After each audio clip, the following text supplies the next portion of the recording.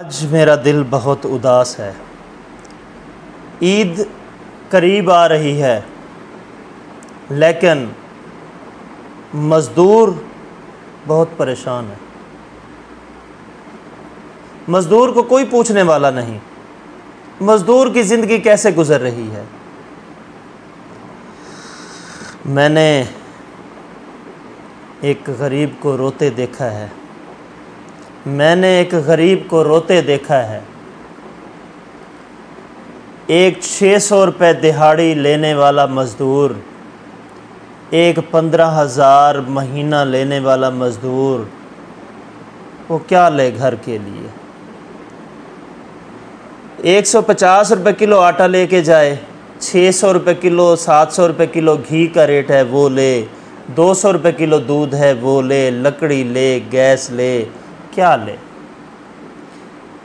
मेरी आला हुकाम से सवाल है, ऐवानों में बैठ के ताजर, इन्वेस्टर, बड़े बड़े कंपनीज़ के मालिक जो ज़ख़ीरा अंदोज़ी करते हैं, जो डॉलर छुपाते हैं, मेरा उनसे सवाल है, वो भी तो एक इंसान तो है, उसे भी तो जीने का हक़ मिलना चाहिए।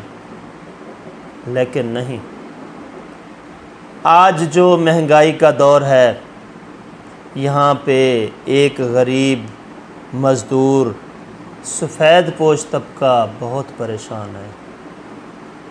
जो नई हुकूमत आती है, एक गरीब के ऊपर ही बोझ डाला जाता है। अमीर तो अमीर है, गरीब के ऊपर ही बोझ डाला जाता है। क्यों? बिजली पे टैक्स, एक माचिस ली जाए उसके ऊपर टैक्स, घी लिया जाए उसके ऊपर टैक्स, खाने पीने की सुई से लेकर बड़ी से बड़ी चीज़ ली जाती है उसके ऊपर टैक्स। इतने टैक्सों की भरमार आखिर क्यों? एक आटे की थैली के लिए, एक 10 किलो आटे की थैली, एक गरीब का मजाक उड़ाया जाता है। आखिर क्यों? एक गरीब को भिखारी की तरह आटा फेंक के दिया जाता है, लाइनों में लगा के दिया जाता है, उसकी कोई इज़्ज़त नहीं है। आखिर क्यों? गरीब को जीने का कोई हक़ नहीं है। एक गरीब 10 किलो आटा लेने के लिए 3-3 दिन, 6-6 दिन, हफ्ता ज़लील होता है। जब लाइन में उसका नंबर लग ही जाता है तो तब क्या होता है, वो कहते हैं जी आपके नाम का आटा नहीं है। अगर वो 7 दिन अपनी मज़दूरी करता या दिहाड़ी करता, क्या वो उसके लिए बेहतर था? कुछ लोगों को मिलता है, कुछ लोगों को नहीं मिलता। मेरी आला हुकाम से गुजारिश है कि यहाँ पे जो भी लोग मेरा ये मैसेज सुन रहे हैं, आला हुकाम तक पहुँचाएँ। क्या हमारे मुल्क में इसी तरीके का निज़ाम रहेगा? चंद पैसे दे के गुर्बत ख़त्म नहीं होती। जब इंसाफ आएगा तब जाके गुर्बत ख़त्म होगी। हर जगह पे गरीब को रुसवा किया जाता है, जलील किया जाता है। आखिर क्यों? पिछले साल गंदम का रेट था 2000 रुपये मन, आज वही गंदम डबल रेट हो गया 4200 रुपये मन। एक मज़दूर 15,000 महीना लेने वाला, 500, 600, 700 दिहाड़ी कमाने वाला महीने में कितना कमा लेता है? यही 15 से 18,000 रुपये। अब वो 15 से 18,000 रुपये उसकी सालाना जो इनकम बनती है वो बनती है कमो पेश 1,80,000, 90,000, 2 लाख। अब वो उसमें से, उस बजट में से अगर 25 मन भी दाने लेता है, 25 मन दाने भी 1 लाख से अबव बनते हैं। अब उस 1 लाख के दाने वो कहाँ से ले? गरीब के मुंह से एक रोटी थी सूखी, वो भी छीन ली गई। रूखी सूखी रोटी खा लेता था चटनी के साथ, पानी में मिर्ची डाल के, उनको भिगो के, इस तरीके से भी गुजारा कर लेता था। लेकिन आज हालात ये हैं कि गरीब के मुंह से रोटी का निवाला भी छीन लिया गया। आज गरीब बहुत परेशान है। आज गरीब के घर में फाके हैं। आज गरीब इतना के परेशान है कि मैं आपको बता नहीं सकता। मेरी आला हुकाम से कि जो बड़े बड़े ऐवानों में बैठे हैं, मर्सिडीज़ गाड़ियां प्राडो उनमें घूम रहे हैं, रोज़ाना की बुनियाद के ऊपर 20-20 हज़ार 50-50 लाख रुपए खर्चे करते हैं। एक मज़दूर 15,000 लेता है, उसका गुजारा कैसे होता है? उसकी जगह आके तो देखो कि गरीब कैसे जी रहा है। ऊपर जो बजट बनाते हैं, जो ऐवानों में बैठे हैं, हुकूमत से मेरा मुतालबा है कि इंसाफ फराहम किया जाए। सब के लिए एक जैसा होना चाहिए। अमीर के लिए कोई कानून नहीं है, गरीब के लिए कानून है। गरीब हल्की सी छोटी सी भी कोई गलती करता है उसके लिए कानून है, अमीर के लिए कोई कानून नहीं है। आखिर क्यों? गरीब पैदा होना कोई जुर्म है? गरीब पैदा होना कोई जुर्म है? अगर पैदा होना जुर्म है, गरीब को जीने का कोई हक नहीं है। अगर गरीब ही नहीं होगा, मज़दूर ही नहीं होगा, तो ये जितने बड़े बड़े ऐवानों में बैठे हैं, सेठ ताजर, ये वो सारे काम भी ये खुद करेंगे। गंदम का रेट 4200 रुपये मन, गरीब आदमी कहाँ से ले? गंदम का रेट 4200 रुपये मन, गरीब आदमी कहाँ से ले? ईद करीब है, गरीब के घरों में लाले पड़े हुए हैं। गरीब आदमी अपने बच्चों के लिए चंद कपड़े भी नहीं खरीद सकता। उसके घर की रोटी ही नहीं पूरी होती, कपड़े कहाँ से खरीदेगा? बीमार होता है तो बीमारी के आलम में वो इस दुनिया से चला जाता है, इलाज के पैसे नहीं होते।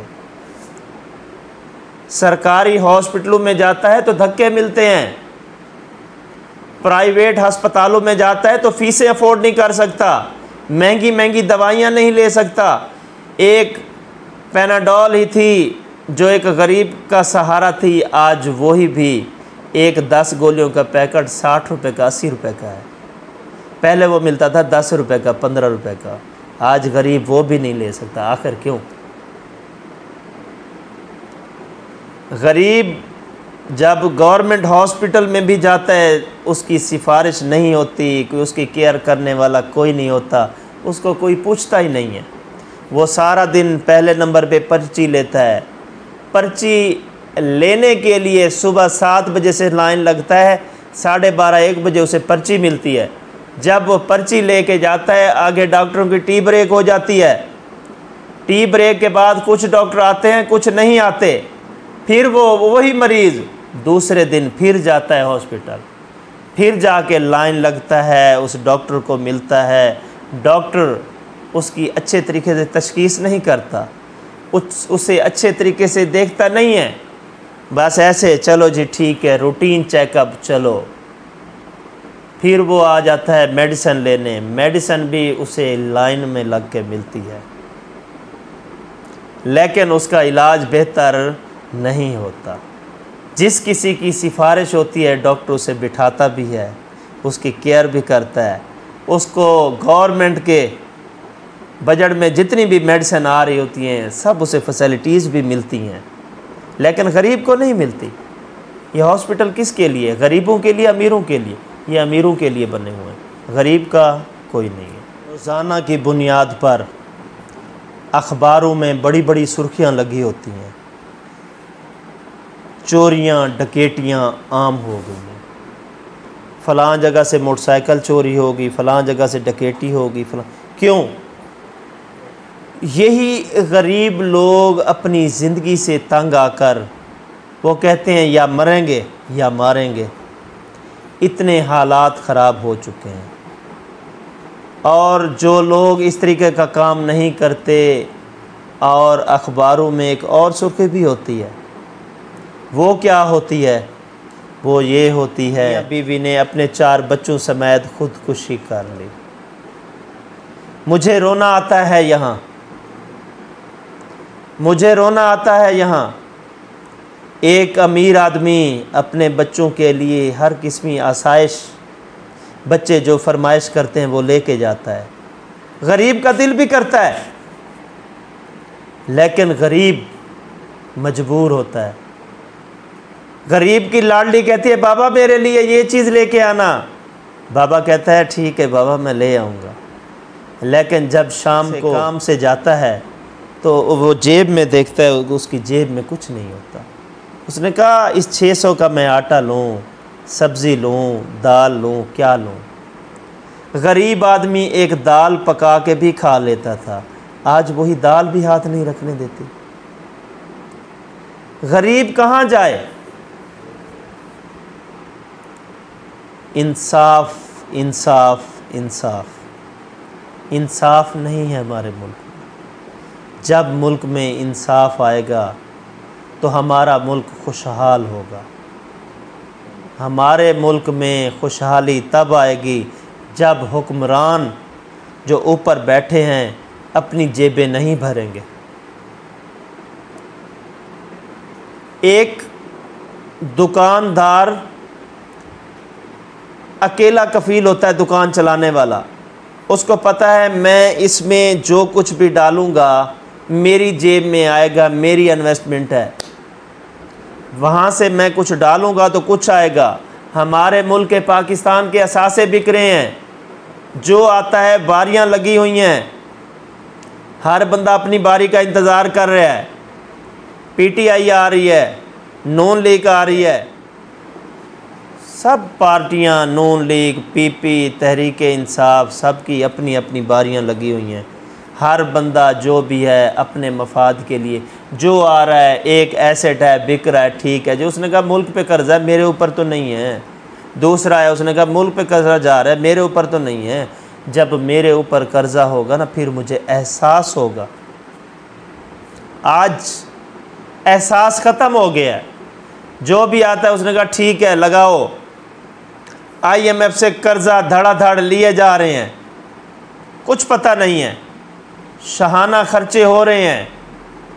एक मिनिस्टर, एक वज़ीर के लिए 20-20 गाड़ियाँ प्रोटोकॉल के लिए आ रही होती हैं। एक गरीब आदमी के घर में फाके होते हैं। गरीब आदमी बहुत परेशान है।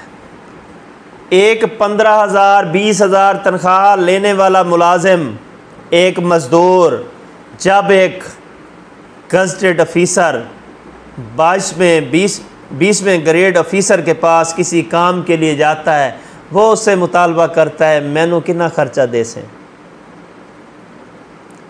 रिश्वत के बाज़ार गरम। एक गरीब मज़दूर से एक 22वें ग्रेड का ऑफिसर भी रिश्वत मांगता है। ये हमारे मुल्क का इंसाफ है। क्या हमारे मुल्क का निज़ाम है। जब तक इंसाफ नहीं आएगा तब तक कुछ नहीं हो सकता। हमारे मुल्क का अल्लाह ही हाफिज़ है।